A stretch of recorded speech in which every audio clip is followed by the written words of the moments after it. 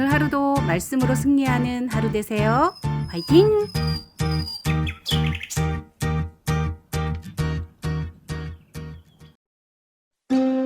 제25장.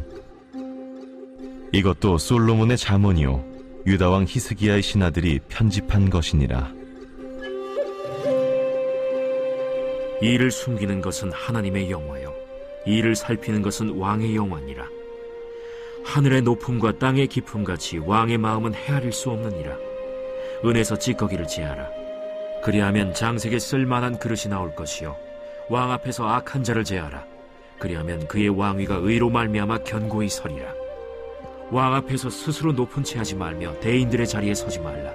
이는 사람이 내게 이리로 올라오라고 말하는 것이 내 눈에 보이는 귀인 앞에서 저리로 내려가라고 말하는 것보다 나음이니라. 너는 서둘러 나가서 다투지 말라. 마침내 내가 이웃에게서 욕을 보게 될 때에 내가 어찌할 줄을 알지 못할까 두려우니라. 너는 이웃과 다투거든 변론만 하고 남의 은밀한 일은 누설하지 말라. 듣는 자가 너를 꾸짖을 터이요 또 내게 대한 악평이 내게서 떠나지 아니할까 두려우니라. 경우에 합당한 말은 아로새긴 은쟁반의 금사건이라.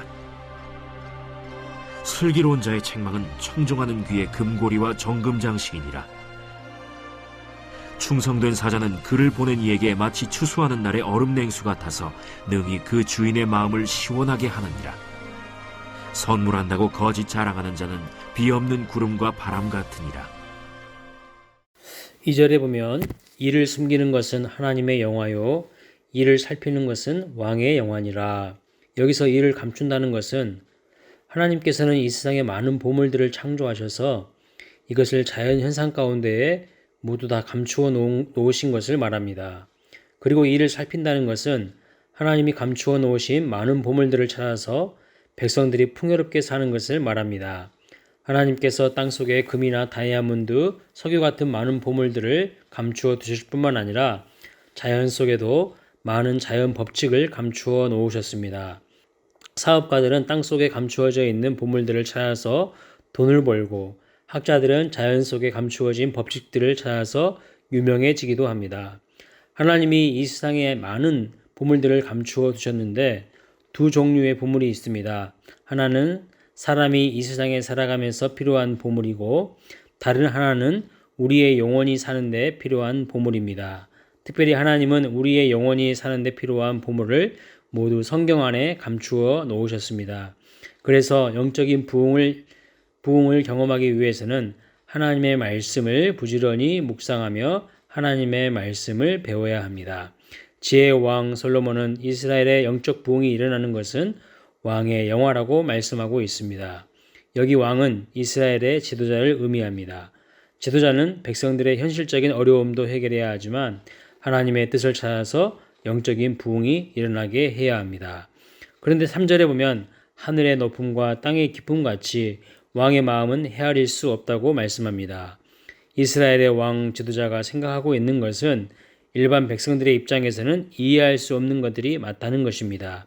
왜냐하면 백성들은 당장 눈앞의 어려움만 해결이 되고 현실적인 부분만을 생각하면서 경제적인 것이 잘 되면 모든 것이 잘 되는 것 같지만 실제로 하나님의 복을 찾고 하나님의 뜻을 찾고 영적 부흥이 일어나는 것은 인간의 머리로는 이해할 수 없는 부분이 많기 때문입니다. 결국 이스라엘의 왕이었던 솔로몬은 백성들에게 진정한 의미의 행복을 주려고 하면 세상이 추구하는 방향과 다른 방향으로 갈 수 있는 믿음, 하나님의 말씀대로 순종하려는 믿음이 있어야 한다는 것을 알기 때문에 왕의 그 마음을 일반 백성의 입장에서는 헤아리는 것이 어렵다고 말하는 것입니다. 4절에 보면 은에서 찢기를 제하라. 그리하면 장색에 쓸만한 그릇이 나올 것이요. 이 말씀은 하나님의 백성이 충성된 하나님의 사람으로 만들어지는 과정을 설명하고 있습니다. 보통 세상적으로 충성된 사람은 천성이 정직하거나 배신을 잘 하지 않는 사람으로 생각할 것입니다. 그러나 하나님의 충성된 자는 세상적으로 충성된 사람과는 다릅니다. 4절에 보면 은에서 찢기를 제거하라고 말씀합니다. 하나님의 충성된 자가 되려면 두 가지 과정을 거쳐야 하는데 우선 그 성품 안에 하나님의 보석이 생겨야 합니다. 그것은 하나님의 말씀을 듣는 것으로 생기게 됩니다. 그 후에는 고난을 통해서 그의 거짓되고 교만한 성품들이 모두 빠져나가야 합니다. 하나님의 말씀을 제대로 듣지 못한 자는 믿음이 생길 수 없습니다. 하나님의 백성이 고난을 통과하지 않으면 불순물이 많아서 보석이나 그릇을 만들 수가 없습니다. 장색에 쓸만한 그릇이 나온다고 했는데 하나님의 그릇은 세상의 그릇과는 만들어지는 과정이 다릅니다. 하나님의 손에 붙잡히기 위해서는 많은 훈련과 고난을 통과해야 합니다. 대개 사람들은 입으로만 하나님의 일을 할 때가 많고 실제로 어려운 일이 있으면 모두 피하려고 합니다. 그러나 하나님은 우리가 도저히 빠져나올 수 없는 어려움을 통해서 하나님 앞에 두 손 두 발 다 들게 하시고 그때 비로소 하나님의 손에 붙들린 사람이 되게 하십니다. 5절 왕 앞에서 악한 자를 제하라 그리하면 그의 왕위가 의로 말미암아 견고히 서리라. 이스라엘과 유다의 왕 앞에 있는 귀족들 중에는 세상적인 방법을 신봉하는 자들이 많이 있어서 왕이 신앙적으로 나가려고 해도 사사건건 반대하는 자들이 있다는 것입니다. 오히려 이스라엘의 귀족들 중에는 우상 숭배자들이 많이 있어서 왕을 회유하기도 하고 때로는 협박해서 우상 숭배의 길을 가게 할 때도 많이 있었습니다. 그래서 이스라엘의 역사를 보면 왕은 이런 귀족 신하들과 결탁하면서 바른 말씀의 길에서 벗어나서 비참하게 망하는 것을 많이 볼 수 있습니다.